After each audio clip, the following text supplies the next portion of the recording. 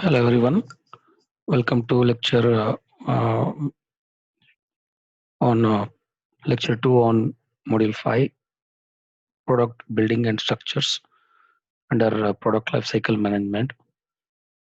So myself Mr. Purna Chandra, Assistant Professor, Department of Mechanical Engineering, Global Academy of Technology, Bengaluru.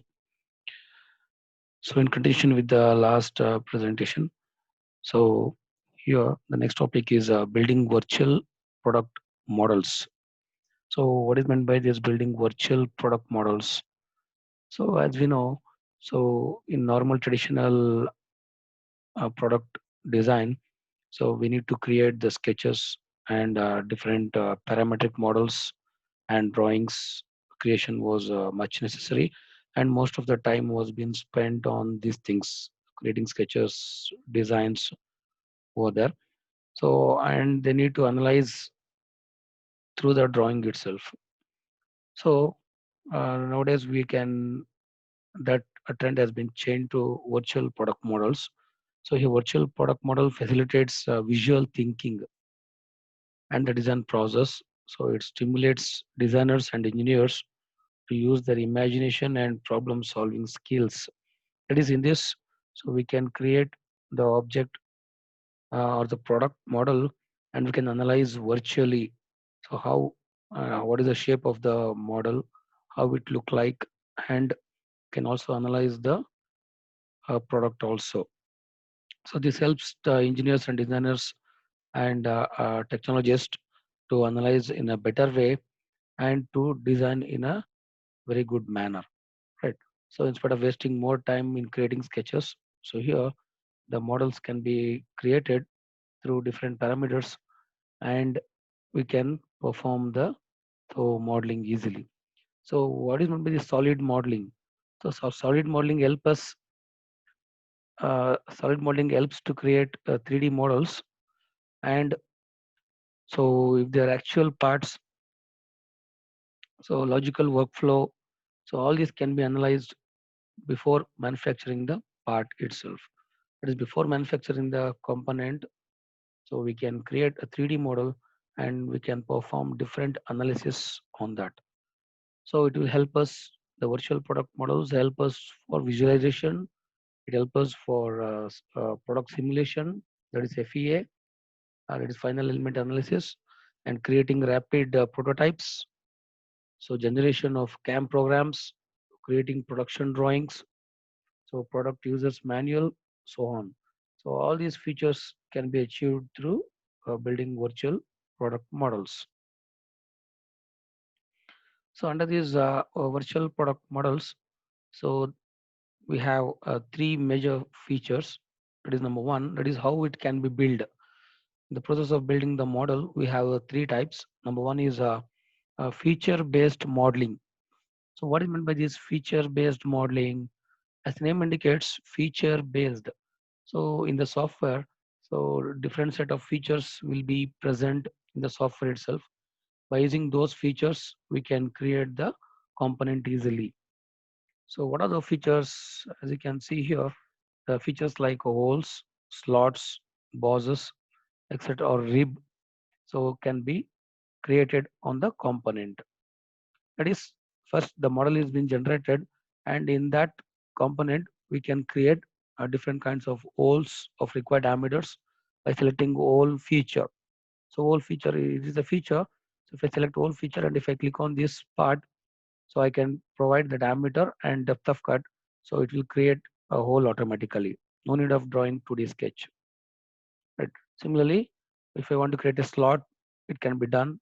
If you want to create bosses or ribs, so that can be done. Fillets, chamfering, so all can be done easily by selecting the features available in the software.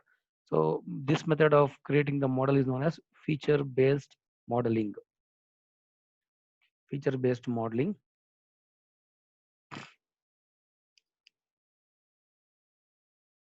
So a product model uh, can be built by using so different features. So this is known as feature-based modeling or design-based or design by features. So on the start either with more or less complete. a geometric model and define form features on it. That is here, as I said, we can select the features available in the standard library, and using that we can create the different objects. Next, we have a design with a predefined form features. So continuation with the feature based. So as I said, here we have different features like this. So we can create the object from beginning till end. So here first we have created one cylindrical object. So above that, so here we are creating the whole of this thickness, and then we are creating a cylindrical object above that, and again inside that we are creating a hole, and again we're creating the different bosses surrounding that. So in this way you can keep on adding the different features, and we can come to a finished model at the end. Same way here also that can be done. And here you can check out this component. So where a feature represent manufacturing operations are being performed on this. This is manufacturing operations which have been mentioned. It is curved wall, so rib, so again boss with hole, then straight wall, hole. It can be mentioned later. So after creation of the model, so that can be mentioned for manufacturing purpose. It can be shown. So what advantage you can achieve from this method? So it has advantages of offering the possibility of capture and storage of the relevant information during design. So here all the process what all we followed from beginning till end. So different features which we have selected and which we have used. So all can be stored and recorded, and that can be changed as and when required. So even though if we can finish the modeling, so we can go to that features and we can change the dimensions, and we can make any necessary, or we can modify the uh, things in the model. So this is known as feature based modeling. The second method is parametric modeling. So in parametric modeling, so what we are going to do is, so here basically we are creating the actual drawing of required shape, and that drawing, with the help of that drawing the model will be generated. So your first step is creation of the drawing with all constraints in that, with all necessary camphor, fillet, all these things can be provided, and then that can be, and you can add the solid for that, so that solid model will be created. So in simple words, solid modeling generation, solid modeling generation with the help of 2D sketches. So that is known as parametric modeling. Parametric modeling. Okay. So in that you can check out one of the example. So wheel of a car with different designs, so that we can find here. So all this can be done easily with the help of different values that can be given through this. So by changing these values, so automatically the number of in the wheel design will change here. So parametric modeling uses the computer to design objects or a system that model a component attributes, and so to manipulate the system attributes. So one of the important features of parametric modeling is that attributes that can be interlinked automatically to change their features. So if you change one value, automatically the other things will be changed. So if I change the diameter of this, automatically it will adjust for the diameter, and the whole design will be changed. So in this way we can create the model with slight changes. So here parametric modeling also help us to editing the shape. So before parametric modeling, so doing this job was very difficult task.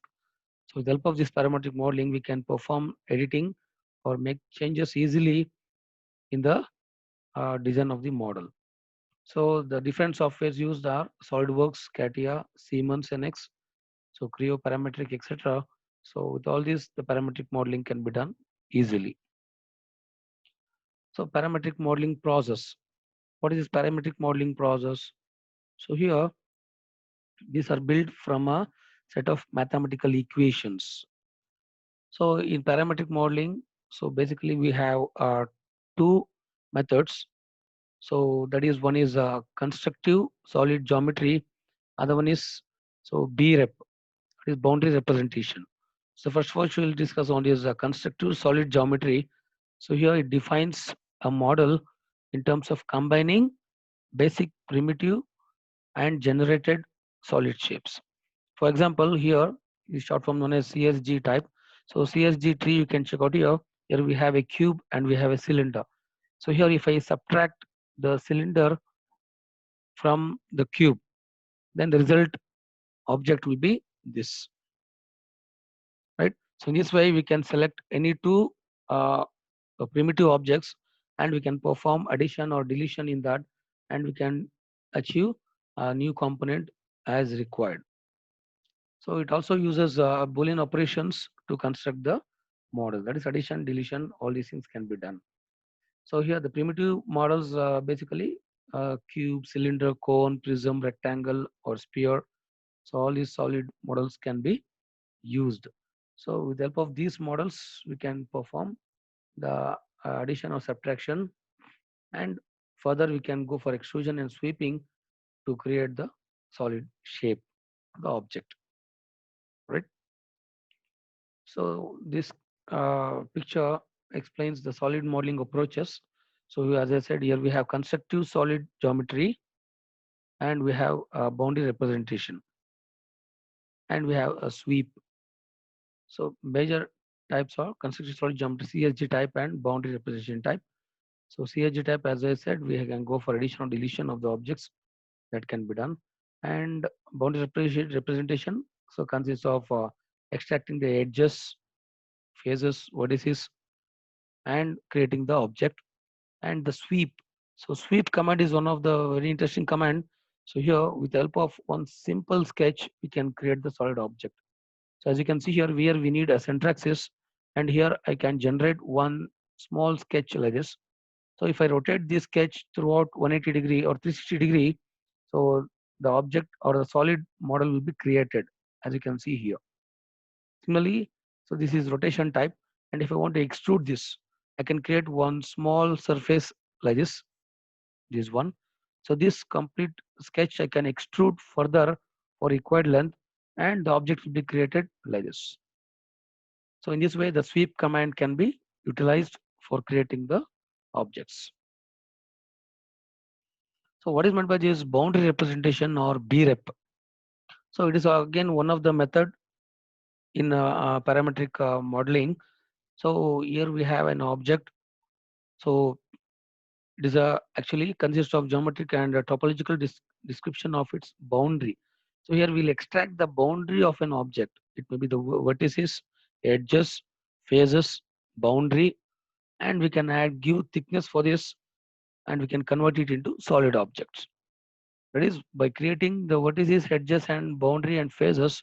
So we can create the solid object in this case. That is known as BREP method. So so again in this case, so it consists of a solid model formed by defining the surfaces that form its spatial boundaries like points, edges, etc. The object is then made by joining these spatial points. So as I said, BREP majorly is composed of two things. One is topology of the object and the geometry. So geometry includes surfaces, curves, and points. Topology includes the faces, edges, and vertices. So with the help of these edges and vertices, the faces can be generated, and through that we can create the solid object. So compared to CSG type, so here there we had a primitive objects, so and Boolean operations to combine them. But in boundary representation, it is more flexible and it has a more richer operation set. It, in addition to Boolean operations, it also consists of extrusion, sweeping, camphor, blending, drafting, shelling, and many other commands. So what are the major advantages of this 3D parametric modeling? So as you can see here, number one, capability to produce flexible designs. So 3D solid models can be done easily in a faster way, and better product visualization is able in this case, and then better integration with the downstream applications. And existing design data can be reused to create new designs. So quick design turnaround increases efficiency. So these are the major advantages of parametric modeling. And the third and the last method in boundary or in building our virtual product model is a feature-based parametric design. So feature-based parametric design is an approach to CAD so that integrates both the feature-based and parametric design. As the name indicates, feature-based parametric design. So here it includes both features of feature-based and parametric modeling. So both feature-based modeling and parametric modeling are integrated uh, to achieve this feature-based parametric design. So in this case, it consists of primitive models or different standard library will be there, which consists of different features, and also it consists of Boolean operations, and also we can perform parametric modeling in this case. So all these three are integrated to perform the modeling in a much faster and better way. So feature-based parametric design represents uh, different features, feature relationships, feature entities, as well as geometric and non-geometric parametrically, so collected in a feature library.